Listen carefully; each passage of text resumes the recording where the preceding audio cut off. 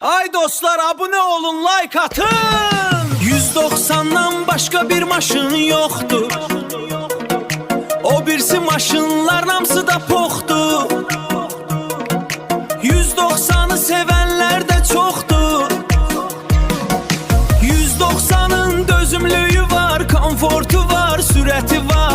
Diğer maşınların var, təkcə cibi sömürməsi. 190'ın sürətin çətindir gözlə görülməsi. 190 ve 190. Ay dostlar, abone olun, like atın. 190'dan başka bir maşın yoktu. O birisi maşınlar namsı da poxtu. 190'ı sevenler de çoktu.